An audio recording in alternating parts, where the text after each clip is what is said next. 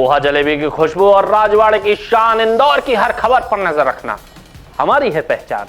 स्वागत है आपका राजीव टाइम्स की स्पेशल इंदौर बुलेटिन में। चलिए डालते हैं नजर आज इंदौर से जुड़ी पहली बड़ी खबर। इंदौर में नगरीय प्रशासन मंत्री कैलाश विजयवर्गीय ने गुरुवार को अपने निवास पर स्वगणना फॉर्म भरा। इस दौरान उन्होंने कहा है कि प्रदेश के विकास और शासकीय योजनाओं का लाभ जरूरतमंदों तक पहुंचाने के लिए जनगणना अत्यंत आवश्यक है। उन्होंने बताया कि जनगणना 2027 को आधुनिक और पारदर्शी बनाने के लिए भारत सरकार ने स्वगणना की सुविधा शुरू की है। इसके तहत कोई भी नागरिक अपने और अपने परिवार की जानकारी ऑनलाइन दर्ज कर सकता है। ये पोर्टल 16 अप्रैल से 30 अप्रैल तक उपलब्ध रहेगा। पोर्टल हिंदी, अंग्रेजी सहित 14 क्षेत्रीय भाषाओं में उपलब्ध है और इसे भरने में लगभग 15 से 20 मिनट का समय लगता है। प्रक्रिया पूरी होने पर लोगों को यूनिक स्वगणना पहचान संख्या मोबाइल या ईमेल पर प्राप्त होता है। मंत्री ने लोगों से अपील की है कि वे इस महाअभियान में भाग लेकर ऑनलाइन फॉर्म भरें, जिससे आगे चलकर घर घर सर्वे के दौरान जानकारी का सत्यापन आसानी से किया जा सके। इंदौर में 16 अप्रैल से शुरू हुई जनगणना सेल्फ इन्यूमरेशन प्रक्रिया के तहत कलेक्टर शिवम वर्मा ने स्वयं ऑनलाइन स्वगणना फॉर्म भरकर नागरिकों को प्रेरित किया। उन्होंने कहा कि जनगणना देश की विकास योजनाओं की आधारशिला है, इसलिए हर नागरिक की सक्रिय भागीदारी बहुत जरूरी है। कलेक्टर ने बताया कि नागरिक जनगणना के पोर्टल पर जाकर 30 अप्रैल तक अपनी जानकारी स्वयं दर्ज कर सकते हैं। यह प्रक्रिया सुरक्षित है और हिंदी, अंग्रेजी सहित 16 क्षेत्रीय भाषाओं में उपलब्ध है। इसे पूरा करने में केवल 5 से 10 मिनट लगते हैं। उन्होंने कहा है कि सेल्फ इन्यूमरेशन से समय की बचत होगी और घर घर सर्वे के दौरान प्रक्रिया और सरल हो जाएगी। कलेक्टर ने नागरिकों से अपील की है कि वे इस सुविधा का अधिकतम लाभ उठाएं और जिम्मेदार नागरिक होने का परिचय लें। और आज मैंने भी अपना सेल्फ इन्यूमरेशन का फॉर्म भर दिया है और मैं आपके माध्यम से सभी सम्मानित इंदौरवासियों से भी यही अपील करूँगा कि इसका लाभ लें। और ये जो सेल्फ इन्यूमरेशन का जो पूरा लिंक है, इस पर कुछ बेसिक जानकारी आपके बारे में पूछी जाएगी, आपके घर के बारे में, आपके लोकेशन के बारे में। उसको आप जब जवाब दे देंगे तो आपका पूरी जानकारी दर्ज होकर आपको एक आईडी जनरेट हो जाएगी। और जब हमारी जब टीम 1 मई से लेकर 31 मई तक आएगी हमारी टीम आपके घर पर इसको करने के लिए, तो उनको आप आईडी दिखा देंगे तो उनको ये फिल करने की ज़रूरत नहीं पड़ेगी। तो ये एक बहुत महत्वपूर्ण अभियान है। और जैसा कि हम सभी जानते हैं कि सेंसस में जो जानकारी प्राप्त की जा रही है, इस जानकारी से ही हमारे देश की पॉलिसी बनेगी, जिससे पूरे देश का विकास होगा। तो ये अत्यंत महत्वपूर्ण जानकारी है। तो कृपया करके इस पूरी सेल्फ इन्यूमरेशन के इस लिंक का लाभ लें और सभी लोग अपनी जानकारी खुद से भर लें, जिससे ये पूरी महत्वपूर्ण प्रक्रिया में हम सब भागीदार बनेंगे। अगली खबर पर नजर डालें तो इंदौर में अवैध मदिरा के विरुद्ध कार्रवाई की गई है। यह कार्रवाई 16 अप्रैल को आबकारी विभाग की टीम द्वारा की गई। कार्रवाई के दौरान सोमनाथ की जूनी चाल से खाली मैदान में बिना नंबर की सफेद रंग की स्कूटी को पकड़ा गया। तलाशी में 50 पाव देसी मसाला मदिरा बरामद की गई। आबकारी विभाग ने शराब और वाहन को जब्त कर आरोपी मुकेश यादव के विरुद्ध मामला दर्ज किया है। जब्त सामग्री का कुल बाजार मूल्य लगभग 55,350 रुपए बताया गया है। इसी तरह मुखबिर की सूचना पर बड़ी ग्वालटोली में भी 3 अलग अलग स्थानों पर कार्रवाई करते हुए 3 प्रकरण दर्ज किए गए। इस मामले में 2 आरोपी गिरफ्तार हुए हैं, जबकि 1 आरोपी मौका पाकर भाग निकला, जिसकी तलाश जारी है। इन कार्रवाइयों में आबकारी उप निरीक्षक आशीष जैन सहित विभागीय टीम का सराहनीय योगदान रहा। विभाग ने आगे भी अवैध मदिरा के विरुद्ध सख्त कार्रवाई जारी रखने की बात कही है। इंदौर से जुड़ा वंदे मातरम विवाद अब मध्य प्रदेश उच्च न्यायालय की इंदौर खंडपीठ तक पहुंच गया है। इस मामले में दायर जनहित याचिका पर सुनवाई करते हुए न्यायालय ने कड़ा रुख अपनाया और 2 महिला पार्षदों रुबीना इकबाल खान तथा फौजिया शेख अलीम को कारण बताओ नोटिस जारी कर जवाब मांगा है। याचिका में मांग की गई है कि सरकारी और सार्वजनिक मंचों पर राष्ट्रीय गीत के गायन के दौरान गरिमापूर्ण आचरण सुनिश्चित करने के लिए स्पष्ट कानूनी ढांचा तैयार किया जाए। याचिकाकर्ता अधिवक्ता योगेश हेमनानी ने दलील दी है कि वर्तमान में ऐसे आयोजनों में अनुशासन को लेकर ठोस नियमों का अभाव है। मामला इंदौर नगर निगम की एक हालिया घटना से जुड़ा बताया जा रहा है, जिसने प्रदेश भर का ध्यान खींच लिया था। न्यायालय ने गृह विभाग सहित संबंधित अधिकारियों से भी जवाब मांगा है। फिलहाल यह मामला विचाराधीन है और आगे की सुनवाई जारी भी है। जैसे अपन सबको ज्ञात है कि इंदौर नगर निगम बजट सत्र में विवाद हुआ, उसके कारण ये इशू सामने आया और उसमें देखा गया कि जो हमारा राष्ट्रगान है उसके उच्चारण के लिए उनको बोला जाता है, दोनों पार्षदों को या सभी पार्षदों को, तो उन्होंने मना तो किया ही किया। मना करने के साथ साथ कुछ टिप्पणियां भी करी। आपके बता दे, इसको एक तरीके से डिसरिस्पेक्ट के रूप में देखा गया पब्लिक द्वारा, मास द्वारा, सिटीजन द्वारा।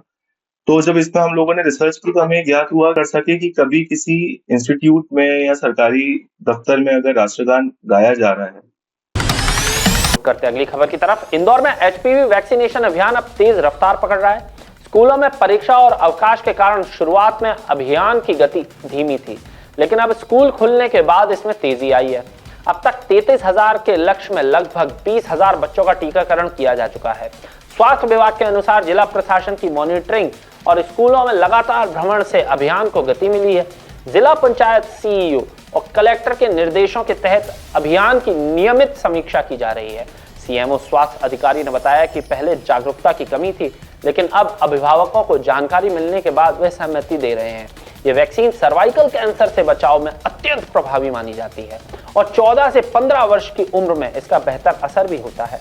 विभाग ने उम्मीद जताई है कि अप्रैल में स्कूल बंद होने से पहले लक्ष्य पूरा भी कर लिया जाएगा। देखिए, जो एचपीवी वैक्सीनेशन का जो हमारा अभियान था, शुरुआत में थोड़ी गति नहीं पकड़ पाया था। वो बच्चों के एग्ज़ाम्स थी स्कूलों में, उसके बाद अवकाश चालू हो गए थे। वर्तमान में स्कूल खुले हुए हैं और हम लोग जो हमको निर्धारित जो लक्ष्य दिया गया था लगभग 33,000 बच्चों का, उसके विरुद्ध 20,000 के लगभग वैक्सीनेशन किए जा चुके हैं। और माननीय कलेक्टर महोदय के निर्देश में जिला पंचायत सीईओ द्वारा लगातार हमारे कार्य की मॉनिटरिंग की गई, उनके द्वारा सुझाव दिए गए और अनेक स्कूलों में सर के द्वारा भ्रमण किया गया, जिससे काफ़ी पॉजिटिव वातावरण बना है और बच्चे भी जानकारी के बाद अपने पेरेंट्स से बातचीत कर रहे हैं और आसानी से अपना ये वैक्सीनेशन करवा रहे हैं। और हमें उम्मीद है कि ये अप्रैल में स्कूल बंद होने के पूर्व हम अपना जितना भी टारगेट है उन सभी बच्चों को संरक्षित कर देंगे। सर, इसमें एक चीज़ नहीं देखने में आ रही है कि जो माता पिता उसको लेकर आतंक भी रहे, लगवा नहीं रहे, उनको मना। ऐसा कुछ भी नहीं है, थोड़ा सा जानकारी का अभाव है। ये वैक्सीन 20 साल से मार्केट में उपलब्ध है। भारत शासन द्वारा इसको अभी वर्तमान में अपने टीकाकरण शेड्यूल में लाया है। तो जैसे जैसे माता पिता को जानकारी मिलती जा रही, सभी अपनी सहमति दे रहे हैं और पूर्ण सहमति के बाद ही टीके लगाए जा रहे हैं। इस वैक्सीन से क्या लगने से बाद क्या फ़ायदा होगा, मतलब ये एकमात्र ऐसा वैक्सीन है जिससे कि कैंसर जैसी महामारी, जो सर्वाइकल कैंसर होता है, गर्भगिरिवा का कैंसर बच्चियों में, उससे वो बच सकती हैं।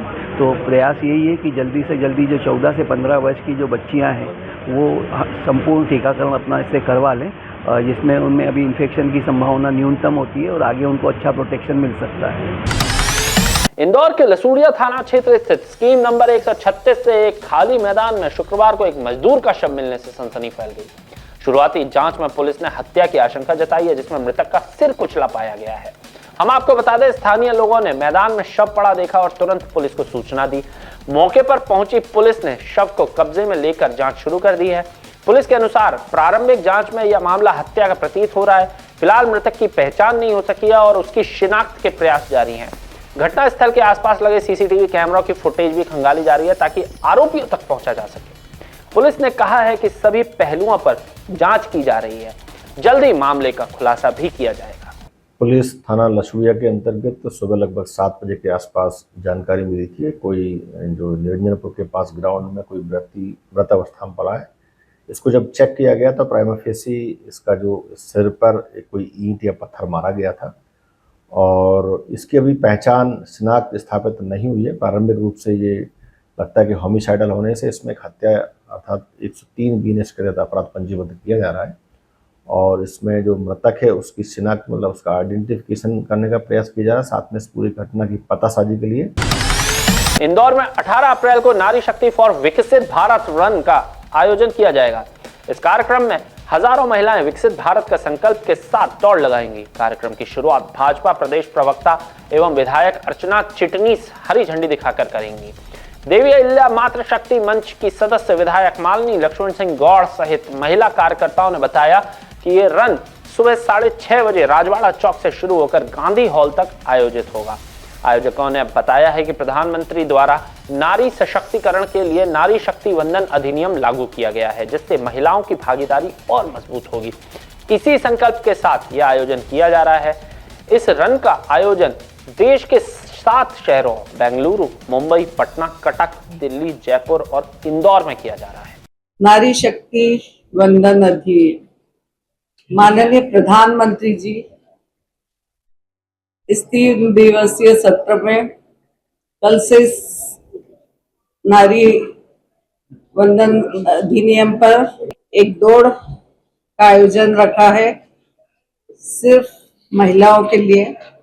विकसित भारत के संकल्प के साथ सभी हजारों महिलाएं दौड़ लगाएंगी। ये दौड़ राजवाड़ा से गांधी हल तक होगी। अर्चना जी चिटनीस हरी झंडी दिखाकर इसकी शुरुआत करेंगे। ये देश नरेंद्र मोदी द्वारा नारी सशक्तिकरण के लिए नारी शक्ति वंदन अधिनियम का ऐतिहासिक निर्णय लिया गया। गांधीनगर इलाके में उस समय मातम पसर गया जब एक छात्रा ने जहर खाकर खुदकुशी कर ली। बताया जा रहा है कि 12वीं के रिजल्ट में फेल होने के कारण वो डिप्रेशन में चली गई थी। इसी के चलते उसने ये कदम उठाया। गांधीनगर पुलिस ने बताया कि आलोक मौर्य की बेटी 18 वर्षीय खुशी की तबीयत बिगड़ने पर उसके परिवार के लोग उसे लेकर निजी अस्पताल पहुंचे, जहां देर रात उसकी मौत हो गई। परिजनों ने बताया है कि खुशी 3 सब्जेक्ट में फेल हो गई थी। इसके बाद से वह डिप्रेशन में चल रही थी। उसे रोने पर परिजनों ने समझाया भी था। पुलिस के मुताबिक उन्हें किसी तरह का सुसाइड नोट नहीं मिला है और परिजनों के बयान के बाद मामले की जांच की जा रही है। हालांकि पुलिस ने इस घटना के बाद छात्रों और अभिभावकों से अपील की है कि किसी भी तरह के तनाव या असफलता से घबराकर ऐसा कदम न उठाएं। जीवन में आगे बढ़ने के कई अवसर होते हैं। यदि मन में किसी प्रकार के नकारात्मक विचार आए तो पहले अपने परिजनों, शिक्षकों या नजदीकी पुलिस से संपर्क कर सलाह जरूर कर लें। अभी हाल में जो बोर्ड की रिजल्ट्स डिक्लेयर हुए हैं उसको लेकर के ये मामला था कि एक छात्रा है जो 12th में पढ़ती थी, उसका जो रिजल्ट था, जो परीक्षा का परिणाम था, वो वांछित न होने कारण से उसने अवसाद में आकर के, डिप्रेशन में आकर के सुसाइड कर लिया है।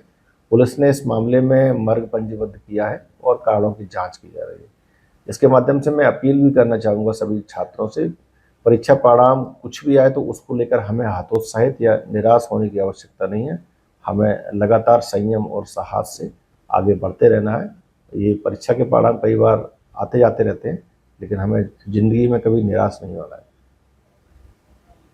इसके अलावा ये भी बताना चाहूँगा मैं अपने युवाओं को, स्पेशली जो स्टूडेंट्स हैं 10th 12th में, कि अब की बार ऐसे लोग जिनका परिणाम एक्सपेक्टेड से विपरीत आया तो उनको री एग्जामिनेशन का भी काफ़ी मौका दिया गया है। तो निराश ना होते हुए हमें अगली परीक्षा की तैयारी को बेहतर करना है, ताकि हम इस प्रकार की जो परीक्षाएं हैं उनमें हम बेहतर अपना परिणाम हासिल करें। इंदौर में बढ़ती गर्मी अब लोगों के लिए बड़ी परेशानी का कारण बनती जा रही है। तेज धूप और लगातार बढ़ते तापमान के चलते रोजाना बाहर निकलने वाले लोग सबसे प्रभावित हो रहे हैं। सबसे अधिक दिक्कत उन लोगों को हो रही है जिन्हें काम के सिलसिले में दिन भर सड़क पर रहना पड़ता है। हम आपको बता दें, गर्मी से बचाव के लिए लोग अपनी दिनचर्या में बदलाव कर रहे हैं। शरीर को ठंडा रखने के लिए लिक्विड डाइट को अधिक शामिल किया जा रहा है। पानी, जूस और अन्य पेय पदार्थों का सेवन बढ़ गया है ताकि गर्मी के असर को कम किया जा सके। वहीं ट्रैफिक सिग्नल पर खड़े होकर इंतजार करने वालों की परेशानी और बढ़ गई है। इस वर्ष अब तक कई सिग्नलों पर शेड नहीं लगाए गए हैं, जिससे लोग तेज धूप में खड़े रहने को मजबूर हैं। लोगों का कहना है कि ट्रैफिक सिग्नल का समय कम किया जाना चाहिए ताकि उन्हें लंबे समय तक धूप में खड़ा न रहना पड़े। बढ़ती गर्मी के कारण कई लोग अब केवल आवश्यक होने पर ही घर से बाहर भी निकल रहे हैं। इंदौर की चंदन नगर पुलिस ने ऑनलाइन शॉपिंग के जरिए 14 लाख की ठगी करने वाले अंतरराज्यीय गिरोह का खुलासा किया है। गिरोह महंगे एप्पल प्रोडक्ट ऑर्डर कर असली सामान निकालकर उसकी जगह नकली सामान भर देता था। मामले में जयपुर से मास्टरमाइंड ऋतिक गुप्ता को गिरफ्तार किया गया है। जांच में सामने आया कि डिलीवरी पार्टनर कंपनी के कर्मचारी दीपक मोहिर और प्रवीण सिंह भी इस साजिश में शामिल थे। आरोपी डिलीवरी के दौरान असली सामान निकाल लेते थे और दिल्ली के करोल बाग से लाए गए नकली प्रोडक्ट पैक कर ऑर्डर को रिजेक्ट कर दिखा के देते थे। गिरोह वर्चुअल आईडी के जरिए फर्जी नंबर बनाकर पहचान भी छिपाता था। असली सामान को जयपुर भेजकर दिल्ली में बेच दिया जाता था। पुलिस अब इस गिरोह के अन्य सदस्यों और दिल्ली के करोल बाग स्थित इसके नेटवर्क की तलाश भी कर रही है। आरोपी ऋतिक को पुलिस रिमांड पर लिया गया है, जिससे कई और बड़े खुलासे होने की उम्मीद है। इसमें हम लोगों ने तुरंत एक कंप्लेंट हमको एनटीएक्स कंपनी की तरफ से मिला। उसके बाद चंदन नगर थाना प्रभारी और उसके टीम को हम लोगों ने एक्टिवेट कर लिया। एसीपी एडिशनल डीसीपी ने उसको कंटिन्यूअस मॉनिटर कर रहे थे। उसी दौरान दीपक मौर्य के हम लोगों ने इंदौर से ही उसको गिरफ्तार किया। दीपक मौर्य को गिरफ्तार करने के बाद हमको ऋतिक गुप्ता के बारे में पता चल जाता है। उसके बाद ऋतिक गुप्ता के लिए हम लोगों ने एक इमीडिएट जयपुर राजस्थान के लिए हम लोगों ने टीम रवाना की है और उसको टीम को सफलता मिलती हुई ऋतिक गुप्ता को भी हम लोगों ने अरेस्ट करके लेके अभी भी ऋतिक गुप्ता का PR लिए गए हैं, पुलिस रिमांड लिए गए, उसका पूछताछ जारी है। उस ऋतिक गुप्ता के द्वारा कहाँ इस एप्पल प्रोडक्ट्स को बेचा गया है उसकी जानकारी हम लोग ले रहे हैं, और उसके बाद भी अन्य कोई भी ई-कॉमर्स प्लेटफॉर्म के साथ भी इस टाइप की उन्हें धोखाधड़ी किया है कि नहीं किया, उसका भी हम लोग जानकारी ले रहे हैं। हाँ, इसमें ये भी मेंशन किया गया दीपक मौर्य द्वारा ऋतिक गुप्ता को राजस्थान के लिए पहुंचने के लिए उन्होंने बस का भी इसमें इस्तेमाल किया है। इस टाइप की इन्होंने पूरा इतना बड़ा फ्रॉड इन्होंने किया है। इस फ्रॉड का हम लोगों ने बढ़िया खुलासा किया। अभी हम लोगों ने ऋतिक गुप्ता के तरफ से 1 लाख रुपए का हम लोगों ने माल को अभी हम लोगों ने रिकवरी कर पाया।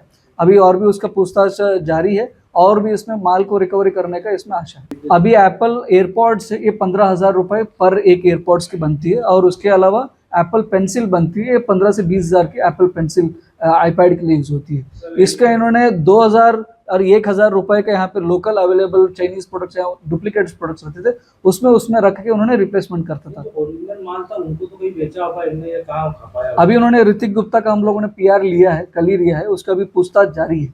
उसके द्वारा अभी पूछताछ में आ जाएगा वो कहाँ राजस्थान में भेजा गया है या बाकी शहरों में भेजा गया है, उसका पूरा जानकारी आ जाएगी। उसकी जानकारी के अनुसार अगले कार्रवाई हम लोगों ने की जाएगी। हाँ, इसमें दीपक मौर्य ये मुख्य आरोपी है। इसमें इन्होंने टोटल अराउंड 32 असाइनमेंट्स थे, उसमें 30 असाइनमेंट्स दीपक मौर्य ने ही डिलीवरी किया था। बाकी 2 असाइनमेंट्स थे उन्होंने प्रवीण सिंह ने उनको डिलीवरी किया था। अभी प्रवीण सिंह एक तीसरा आरोपी है, वो अभी फरार है, उसका भी गिरफ्तारी हो जाएगी। किन धाराओं में सर ये प्रकरण दर्ज किया गया है? इसमें टोटल 318 धोखाधड़ी की और 316 और इसमें और 61(2) की BNS के अंतर्गत इनके खिलाफ हम लोगों ने क्रिमिनल ब्रीच ऑफ ट्रस्ट और धोखाधड़ी इसमें हम लोगों ने FIR की। सर NTX लॉजिस्टिक कंपनी है या फिर क्या काम करते हैं अमेज़न के बिहार पे? NTX एक कंपनी है, इन्होंने डिलीवरी प्रोवाइड करते हैं, डिलीवरी एजेंट्स को प्रोवाइड करते हैं, और यहाँ पे कोई भी अमेज़न की तरफ से ऑर्डर आता है उसको वो डिलीवरी यहाँ पे लोकल स्तर पर वो करती है। किया है वो डिलीवरी बॉय? हाँ, ये डिलीवरी बॉय और एवं सुपरवाइजर, तो NTX की कंपनी का डिलीवरी प्लस सुपरवाइजर। तो आज की इंदौर बुलेटिन में इतना ही। मुझे दीजिए इजाजत, आप लोगों से मुलाकात होगी कल फिर। तब तक सुरक्षित रहें, इंदौर को स्वच्छ रखें। नमस्कार।